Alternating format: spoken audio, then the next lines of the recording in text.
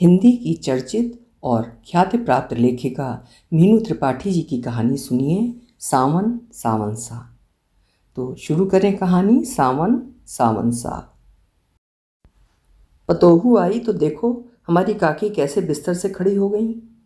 पड़ोस की मालती भाभी ने स्नेह भरा उलाहना 80 साल की किसन्ना काकी को दिया तो सुगंधा की बलैयाँ लेते हुए बोली, अरे पतोहू तो बेटी सी ही लागे है, अब बताओ बेटी आए तो क्या माँ बिस्तर पर पड़ी रहे। काकी सास की बातें सुनकर वहीं खड़ी नयन अपनी बहू सुगंधा को देखकर मुस्कुरा दी। आज 1 घंटे पहले तक दिल में धड़का लगा रहा था, काकी सास की तबीयत खराब है। कितनी खराब है, इस संशय को लेकर वो सब अलवर से चले थे, पर बहुरिया आई है कि सुगबुगाहट के बीच बिस्तर पर पड़ी काकी सास ने जो आंखें खोलीं तो मानो संजीवनी पा गईं। गांव से अड़ोस पड़ोस के लोग भी नयन और उसकी नई नवेली बहू सुगंधा को देखने अपने अपने घर से निकल आए। सब आश्चर्य में पड़ गए जब पिछले 4 दिन से खटिया पकड़े किसन्ना काकी सुगंधा को देख कांपती खांसती उठ बैठी और बिस्तर पर बैठे बैठे ही नई बहू के घर आने पर निभाए जाने वाले लोकाचार संबंधित निर्देश कमज़ोर आवाज़ में देने लगीं। काकी सास को चैतन्य देखकर काका ससुर भी नववधू के कदम शुभ मानते हुए फूले नहीं समाये कह रहे थे, वाह तुम लोग थोड़ा पहले आ जाते तो इनकी सेवा न करनी पड़ती।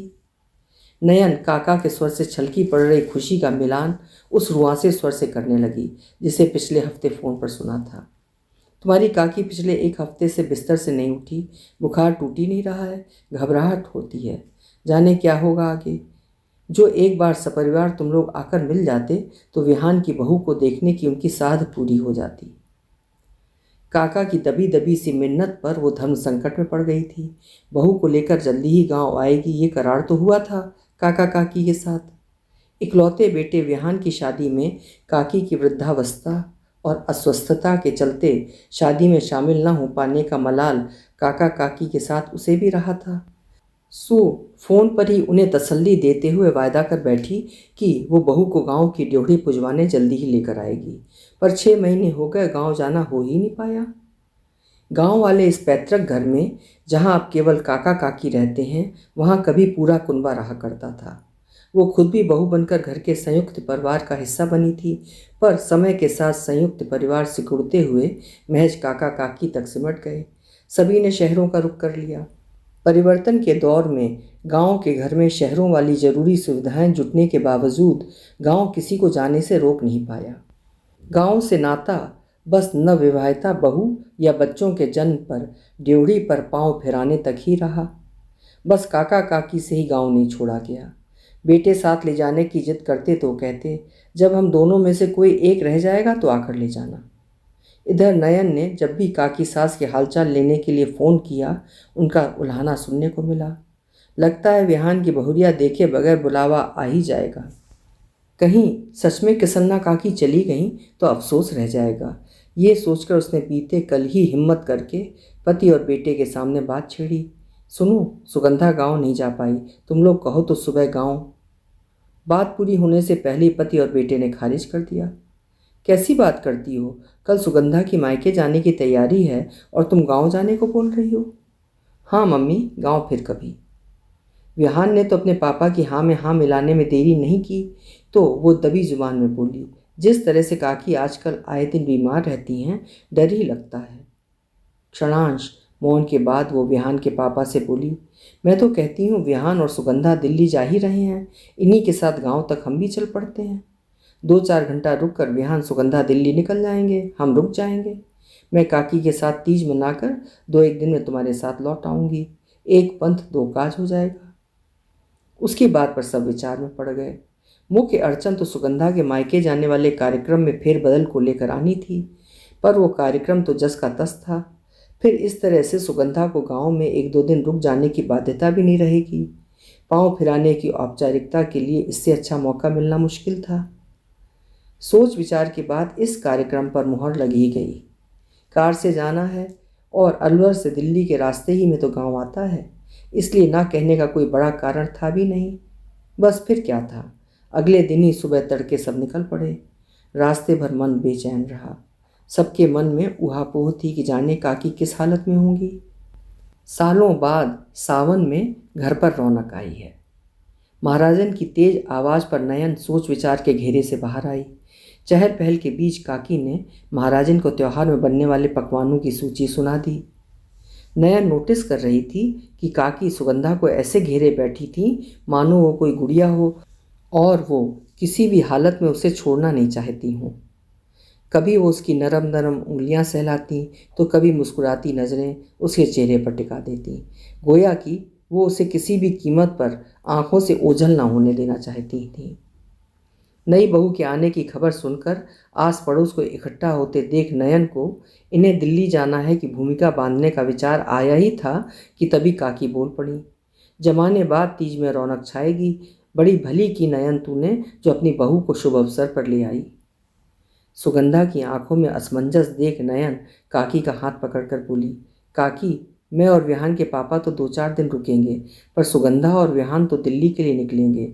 दरअसल आज इसको मायके जाना था, पर आपको देखने की लालसा में हमारे साथ चली आई।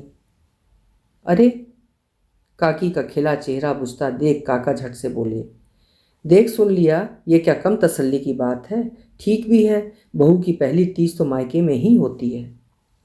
सुगंधा और विहान कुछ देर में चले जाएंगे। ये सुनकर काकी कुछ हड़बड़ाती हुई तकिए के नीचे से चाबी निकालते हुए नयन से बोली, जरा मेरी अलमारी तो खोल। नयन ने अलमारी खोली तो काकी धीरे से उठी। देर तक अलमारी में सामान उलट पुलट कर एक डिबिया और पैकेट निकाल कर लाई। ये पायल है तेरी मुंह दिखाई, ब्रज किशोर सोनार के पास से लाई थी। पायल हिलाती वो बोल रही थी, इसके घुंघरू खूब बजते हैं, जरा इसे पहनकर पायल के रुंझुन सुना दे, लगे कि घर में लक्ष्मी आई है। इस बुढ़िया का मन तृप्त हो जाएगा। काकी अपनी भावुकता और छलकने को आतुर आंसू छिपाते हुए बोली, ये साड़ी भी है तेरे लिए। पिछले साल यहाँ साड़ी वाला आया था, गोटा पत्ती की रंग बिरंगी लहरिया पर नज़र अटक गई थी। तब सोचा भी नहीं था कि तेरे लिए खरीद रही हूँ। हरी लहरिया खूब फबेगी तुझ पर, तीज में पहनना। खोल कर देखो तो पसंद आई। काकी ने चाव से साड़ी का पैकेट पकड़ाते हुए कहा तो सुगंधा ने झट से पैकेट खोल दिया। प्रशंसा भरी नज़र डालकर बोली, वो बहुत प्यारी है, और पायल बहुत सुंदर है, पहन तो जरा। जी, कहकर सुगंधा ने काकी की दी हुई पायल पहन ली और पैर हिलाकर घुंघरू छनकाई तो नयन समेत सब मुस्कुरा पड़े। कितनी दूर है मायका? काकी ने नयन की तरफ देखा तो झट से बोली, 2 घंटे तो लगेंगे ही, अभी निकल जाएं तो शाम तक पहुंच जाएंगे। अरे कौन निकल रहा है और कहाँ?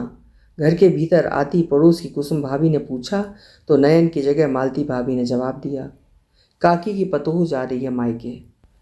अरे हम तो ताजी ताजी मेहंदी पीस लाए हैं, मेहंदी नहीं लगवाएगा क्या कोई? कुसुम भाभी के साथ आई उनकी बेटी मंजू बोली। मेहंदी का अप्रत्याशित कार्यक्रम देख नयन चौंकी, पर सुगंधा बड़े कौतूहल से महकती मेहंदी की कटोरी देखकर बोली, ये पत्ती वाली मेहंदी है क्या? और क्या, इसे लगाइएगा, महीना भर रंग न जाएगा। मंजू की बात सुनकर सुगंधा की आंखों में मेहंदी लगवाने का लोभ दिखा। दरअसल मेहंदी लगवाने के लिए उसने पार्लर में अपॉइंटमेंट लिया था, पर गांव आने के तुरंत फुरत बने प्रोग्राम से कुछ ऐसी हड़बड़ी मची कि मेहंदी लगवा नहीं पाई। थोड़ी देर रुक जाती तो मेहंदी का शगुन हो जाता। हमारी मंजू सी मेहंदी आसपास के 4 गांव में कोई नहीं लगा पाता है। मालती के कहने पर मंजू बोली, थोड़ी देर क्यों, हम तो कहते हैं रुकिए यहाँ, कल सिंजारा में हम सब तैयार होएंगी। हरियाली तीज में यहाँ खूब रौनक होती है, आपको गांव दिखा लाएंगे। गांव देखा है आपने? सुगंधा ने ना में सिर हिलाया तो मंजू बोली, फिर तो ज़रूर देखिए, झूला डला है, खूब पेंगे लगाएंगे। सुगंधा को कोई प्रतिकार न करते देख नयन ने इशारे से सुगंधा को बुलाकर धीरे से कहा, बेल बनवा लेना, जल्दी हो जाएगा। पर मम्मी मैं तो हाथ भर लगवाना चाहती हूँ। तो बैठी रहना शाम तक। अरे देर नहीं हो जाएगी तुम्हें? और कहीं यहीं अटक गई तो क्या, मैं तो सोच रही थी कि रुक ही जाऊँ। सब तीज की कितनी बातें कर रहे हैं, यहाँ की ट्रेडिशनल तीज देखने को मिल जाएगी। और तुम्हारी मम्मी? उनके साथ 2 दिन बाद स्टील के झूले पर बैठकर घेवर खाकर सावन मना लूँगी। अरे पर वो इंतज़ार, मम्मी को मैं फ़ोन करके बता दूँगी, आप पापा और विहान को बता दीजिए। सुगंधा की बात सुनकर नयन ने हंसकर अपने माथे पर हाथ लगाया, फिर उत्फुल्ल मन से काकी सास के पास आई तो काकी उसे देखते ही चिंता से बोली, सुगंधा कहाँ चली गई? बुलाओ उसे, जल्दी से मेहंदी लगवा ले, जाना भी तो है। कोई जल्दी नहीं है, आराम से लगवाए। अब वो मेहंदी तीज की रौनक देख कर जाएगी आपकी पतोहू। नयन हंसकर बोली तो काकी का चेहरा खिल गया और वो मंजू से बोली, इसके हाथों में बढ़िया वाला झूला और बन्ना बन्नी बनाना। अरे मनिहारन को बुलवा दो, कोई तीज की चूड़ियाँ तो दे जाए। और हाँ, महाराजन से कह दो जरा घेवर मिठाई बना ले। क्या मायके खाली हाथ जाएगी ये? काकी ने एक साथ इतने आदेश दे दिए थे कि देर रात तक फुर्सत पाना मुश्किल था। दूसरे दिन सुगंधा को सजा धजा देख काकी उसे देर तक अपलक यूं निहारती रहीं मानो अतीत को तलाश रही हूँ। जहाँ जहाँ वो जाती काकी की नज़रें उसी ओर घूमती। लहरिया साड़ी और पायल के रुंझुन में काकी ने घर भर की बेटियों बहुओं को याद किया। किस दुकान से कौन सी चूड़ियाँ, पायल या साड़ी वाले से कब किसके लिए किस मौके पर खरीदी हुई, सबके सब याद करके साझा किए जाने लगे। काका भी त्योहारी गर्माहट पाकर पुलक से उठे और ये कहकर चुटकी लेने से नहीं चूके कि सुगंधा बिटिया के आते तुम्हारी काकी की याददाश्त की लौ अचानक बढ़ गई। तीज की धूम में दम मारने की फुर्सत न मिली। रह रहकर पंचायत जमती तो दुनिया जहान के किस्से निकलते। 2 दिन कहाँ निकले किसी को पता ही नहीं चला। पहली बार सावन सावन सा लगा मम्मी जी, वरना अभी तक तो सावन की थीम पार्टी अरेंज करके उसमें ही बहल जाते थे। सुगंधा ने चलते समय भावुक होकर नयन से कहा। काकी तो सुगंधा से लिपटकर यूं रोदी मानो बिटिया को विदा कर रही हूँ। रोती क्यों है, फिर आएंगे ये लोग। क्यों, विहान आएगा ना सुगंधा बिटिया को लेकर? विहान कुछ कहता उससे पहले सुगंधा बोल पड़ी, हाँ काका सा, हम लोग जल्दी आएंगे। तुझे अच्छा तो लगा ना? काकी सास ने पूछा तो सुगंधा हाँ काकी सा बहुत कहकर वो भी भावुक हो उनके गले लग गई। अब हर साल तीज यहीं मनाना, इस साल तो कुछ ही नहीं कर पाई, अगली तीज में देखना क्या धूम होती है।